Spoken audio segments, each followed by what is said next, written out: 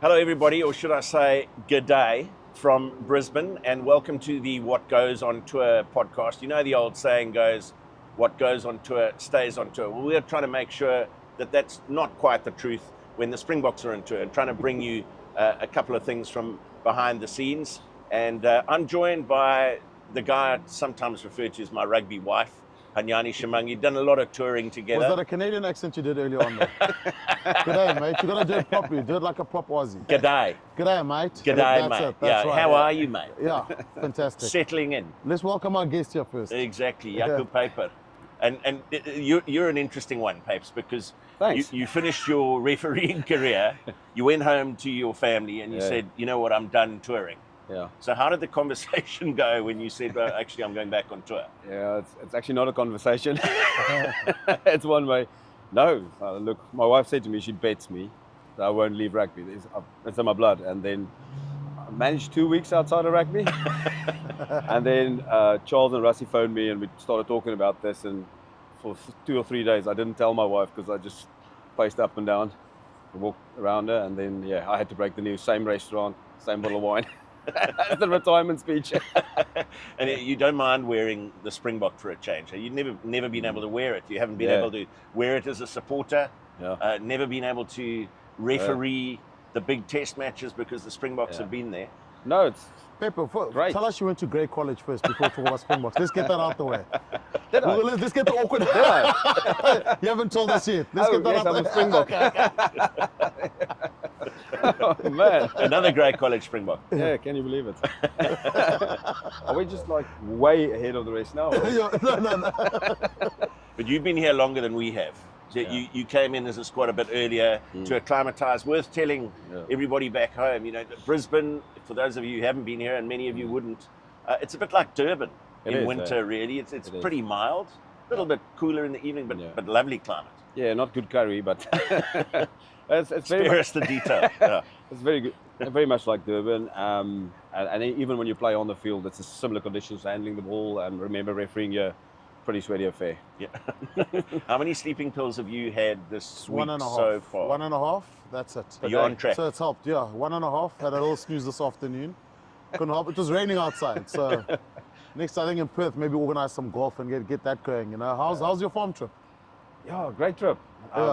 We worked out. There's a guy that went to school in Bloemfontein, a very famous school in Bloemfontein. Was it great? SA Schools captain. And a hooker also. And a hooker, Shimmi. Shimmi. Good man. Yeah. I like him already. Yeah. He's been living here for a few years now, and he's got a ranch. Yeah. About an hour from here, and so the farm boys, myself, Dwayne, and Don went there. Yeah. Sparkling water. Every drink, all day, every drink. So listen, if we're talking about food and drink, we've got another member of our team on tour, the legendary Russell Belter, does our camera work, all the editing. Did he eat the biggest steak you've ever seen? He swallowed it. He swallowed it. That was a starter.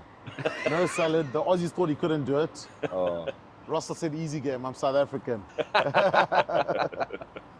Babes, just you're obviously traveling with the refs, traveling with a team. It's a totally different experience. 30 of you guys now on tour.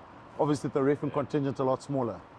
Yeah, it's totally different. Look, every meal's on your own, and you have to sort out everything for yourself. You don't get to an airport where there's a team manager that just gives you your passport with a ticket in it. Yeah. You have to go. It's a privilege, and I don't know if these lads that play in this team actually know how much is done for them. Yeah. Because all these things in the past I had to do myself, but it's a great environment. So it's fun. It's not funny, but it's fun.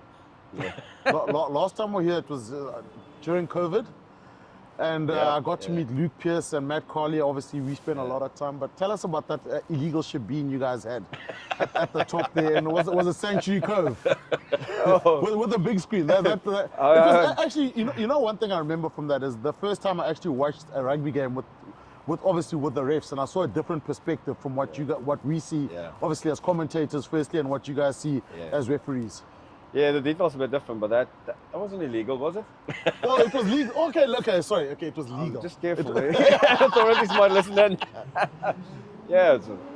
Look, referees know how to have a good time. Most referees, because if it's all work and no play, then the referee becomes a dull boy. So we find ways to make it a good time, and sometimes there's a beer involved or a bit of golf clubs. It's rugby, yeah. That's rugby for you, isn't Yeah. it? So we like spending time outside of the hotels. Yeah. Because that's normally where the fun is. Yeah. And that's where I bumped into you and you and you. Do you think people have any concept of the kind of pressure that you feel? I don't think so. I think people don't know. They think referees rock up at a game and they've got an agenda. Yeah. No, it's just like a player. They get there and they want to do the best they can for this game. And as the game dynamically unfolds, you see certain things you don't. And sometimes you get lucky, sometimes your preparation's just off, just like a team. But you don't have 14 mates to pick up the whistle when you drop it. Where, players, sometimes you knock on with an open goal line. Yeah. And then your mate picks it up with one hand, wonderful skill offloads, and someone else scores and nobody talks about it. Where the referees have to do it all by themselves. Yeah. Yeah. That's a problem. And that's pressure, but I always liked it. Because then when you're younger, you feel the pressure of you need to prove yourself, and later, as you shift on in life, I just want to contribute to this game. So you go from one place to the other over 10 years of a bit of bleeding, So so the pressure's there, but the excitement overrides that. And the nerves, Papes. Like a big test match, the nerves before, traveling to the game, we sort of used it with a team environment. With a commentary team, you do your prep before, it's a lot more relaxed, but the nerves going into a big game. Yeah. What's that like? Obviously, you're not surrounded by a lot of people. Stressful, and look, if you don't do the work, it's more, if you're not prepared properly, it's worse on the day. So, but I think the referees have found in the last few years, they become mates and they look after each other, where there was an individual sport 10, 12 years ago. If you fail, it's okay, because then there's a gap for me, kind of. That unfortunately, that's what it used to be like. And the last few years, the referees actually realised that if we look after each other, there's place for 10 of us at the elite stage, of the game. So probably better if we look out for each other. And you've become more of a team as well, 100%. Which is, I'm sure that's helped that process. Definitely. Whereas you used to give bad reports on your colleagues, now. Yeah, they're not good, man. No, like I say, so for now, this weekend, the assistant referees would try to make the referee look good, because next week he runs touch for you need to work for him. That's so true. Then they look after each other, and maybe 4 or 5 weeks, then the third one's involved in the middle, and then the others look after him. So the dynamic has changed quite a bit. So here we sit late afternoon, Brisbane, the traffic, the rush hour traffic going in the distance here, ahead of a big Rugby Championship test match. And there have been two things that have dominated social media, the news headlines. One has been the Springboks record at Suncorp Stadium, where they've only won once. Almost as bad as mine as a referee. Back in 2013. And I know the team has tried to steer away from it. The other one has been these law trials that are taking place. And people are passionate about it. They get emotional, perhaps overly so at times. So it's great to have you here to talk through the fundamentals of what is trying to be achieved here, because people have their own opinions, and they're strong opinions, and they say, they're trying to depower South African scrum, and no, the 20-minute red card is not going to work. You take us through it and how you see it playing out. So why do we make law changes? There's one or two things. Safety, player safety, so the players will buy in. If it makes it safer, they'll buy in. And then the other one is entertainment. So we got to keep selling tickets. The players will buy into that, because those people that come and watch a game pay the tickets, they pay their salaries and pay their, So if those are the fundamentals that drive the law trials, we're in. So since I got involved, Rusty's given me backing, and Charles, in all the different forums to back law change, to go not just change, just do some research, get data. So here we are, trialing. Why would we go 30 seconds per set piece? Just to make sure that teams don't sit down. It's actually good for the bomb squad, because the pack that plays against them can't sit down. They got to keep playing, and then they change the bomb squad. So maybe it's a good thing. So we buy into it. But the data will show over the next few games if something that we didn't foresee comes out of what they call it, the unintended consequence.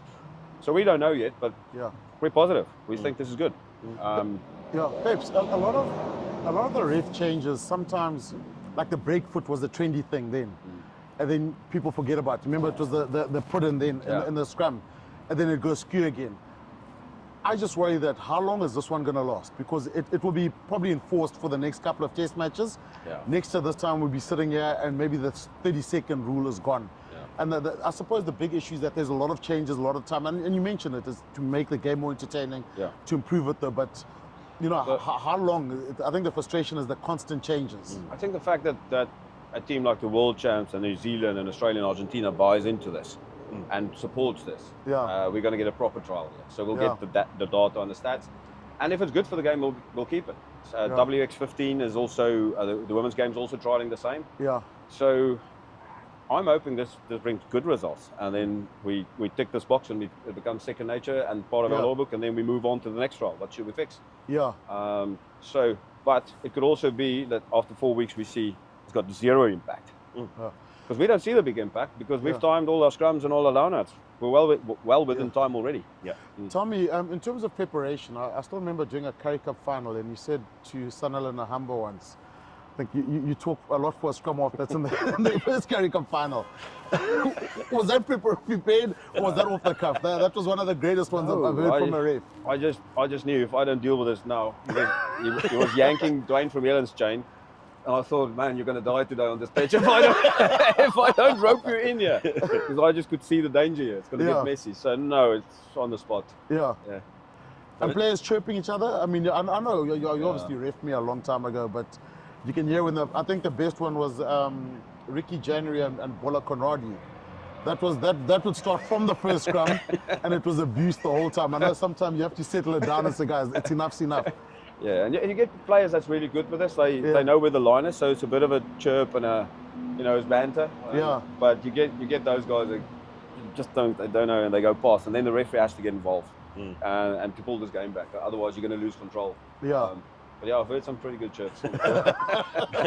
Speaking of the nines, because this is another part of this trial, is that they're going to be stricter on playing the ball away when it's available. Yeah. You said something really interesting at training this week that Kobus Reinach was actually kicking the ball better when he had less time, because I'm not a specialist kicker, but yeah, it looked like he had less time and it's more natural, so you just kick. It's not less mechanical.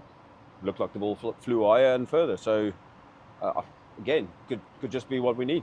Yeah. The only other thing I want to pick up on here is one of the concerns. You always said to us as commentators, when we said, "Oh, but that was intentional." He said, "You've always said you can't referee intent." No. But it seems with the red card situation that somebody's going to have to make a judgment on intent, which it is. So you got, it's factual whether it's right or wrong. And then intent is used for the level of sanction.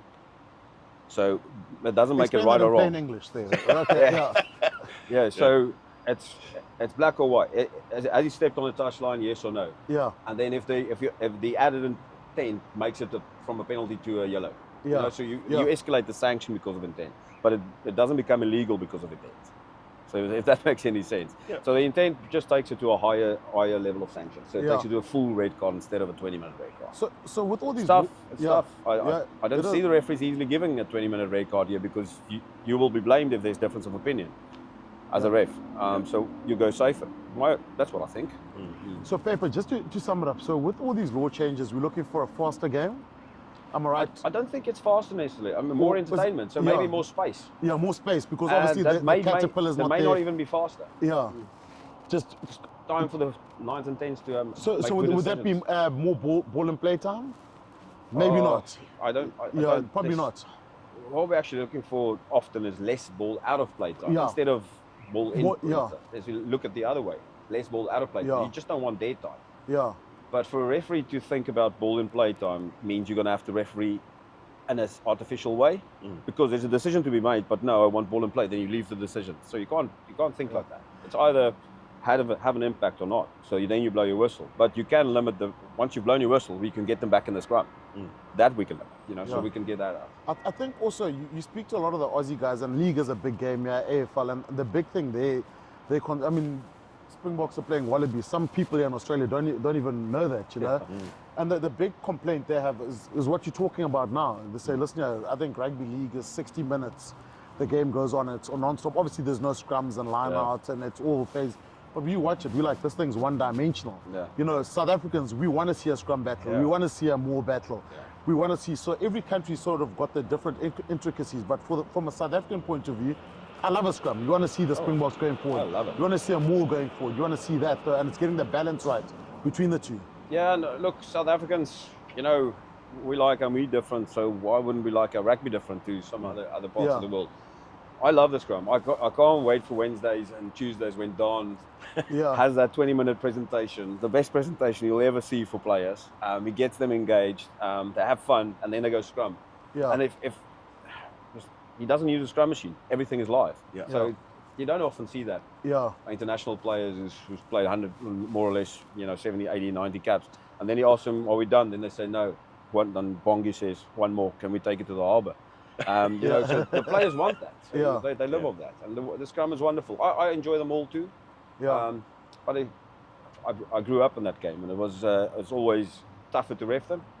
But look, some people may think it's not that entertaining. I think it's very entertaining. Yeah. And the 30-second thing, perhaps, just to come back to it, is so at line-out time, it's almost impossible to slow things down as the team without the ball. If you're ready to go, you can go. Go, yeah. As long as you come up to the mark. And if there's any idea that a team is deliberately slowing the scrum down, then maybe first time it's a free kick, but then a penalty. Yeah, it's important that because you cannot take another scrum from a free kick, it's important that they escalate quickly. If it does happen. Yeah. Because otherwise you could take a team's weapon away by just not forming the scrum. So by just not rocking up for the first three scrums. So I think if that's controlled, but the referees are smart enough, they'll know how to handle that. The loopholes, every coach finds a loophole in the laws. What's going to be the loophole with these ones? Because I know there's someone sitting down there in a dark room saying, okay, if we do this, there's a gap here, or there's a blind spot here. Yeah. What do you foresee as possibly being loopholes in terms of the new laws? The 30-second ones, I think, is going to be old gamesmanship. So if someone's got ice on the neck, so they can't scrum, so they stop the shot clock. Simple as that. Yeah. What will be eliminated is the huddle before the line-out, where they huddle and then walk halfway and huddle and then get there. We don't appreciate sometimes these stadiums are noisy, so the players just need to check in to get the actual call right. But you can't do that to rest. Yeah. You do that, check in, get the call and move. I don't see this having a massive impact. The huddle is an interesting one. Victor Matfield, probably the best line-out forward we've never used to huddle. He used to call in the line-out. You remember they used to have the codes and this and that, or it was all body movement. So chances are we'll go back to looking at that. Yeah. The one timing that I think will have an impact is the 60-second conversion. There's a reason it's always been different to a penalty, because when the wingers score the tries, or the hookers these days behind the mauls, they chuck the ball in the stands. And, did hookers score tries in your day? The flanks scored all of them. We did the hard work. Don't worry, it was the flanks that scored, because you could suck the ball back. The smaller loose forward always. Now it's the hookers they are could ride back. And exactly. No, would have been game-changing for you. Yeah. Gee whiz. I wish. One man of the match. One man of the match. Look, so that one's going to be a bit of a challenge. So there's no time for celebration for a kicker. He's got to get there, move back. And the law, as it's written, says that you can only use the ball that was in play to convert. Yeah. So if a player chucks that in the pavilion, that's going to be a messy conversion attempt. Well, you know what? The point that you made right at the start of this conversation, they are trials, and they're there to collect data, and it's been great to chat through them with you. And you talk about things escalating. Things are going to escalate at Suncorp on Saturday. We're hoping for a wonderful test match, and they're going to escalate next week when we get to Perth, where Drickus du Plessis is fighting. You're excited about that, huh? Yeah, we better have tickets, Matt. You promised me tickets, we better get them. Okay, we'll get some Otherwise, tickets. You're going to be a grumpy Shimmi on the way back, on the flight back. Look, you only get, I spoke to some of the players. UFC, you only get one chance. It hasn't come to South Africa, so if you're in the same town and UFC's there, I watch it every weekend. So I know I spoke to Etienne Reineke, I actually messaged him earlier on. He actually looks in better shape than he was now than he has as a player. He's Drickus' training partner. So do you. Yeah, well, it's a hooker thing, Lucas speaking. It's a hooker thing, but look, it's going to be an exciting week. The build-up's going to be incredible, but Right. I think this week we're going to break the Suncorp hoodoo, and that's, for me, personally, I think the only thing the Wallabies have is Suncorp, and that's it. If you look at team against team, they play at 100%, we play at 100%, we win hands down. So Okay. that's going to be the big thing. Well, there you have it from Shimmi. Break the Suncorp hoodoo. That is the goal for the Springboks this weekend. Thanks, Papes, for being here. Pleasure. And for enlightening us. And Yeah. we're gonna follow this with great interest. And Yeah, and if I may encourage people to, support the actual trials. It's just a set of true, trials, yeah. and if it betters the game, yeah, we've got great rugby players. It will probably suit us as South Africans better than anyone else if it's good for the game. So we've got to support this and not be, archaic and try and get this game better. cool. Well, super. Thanks, Thanks, Papes. Thanks, Shimmi. Look forward to Saturday. Give us your thoughts. Give us your questions, things that you'd like to know around what goes on tour. And next week we'll come to you from Perth with former Wallaby legend Tim Horan.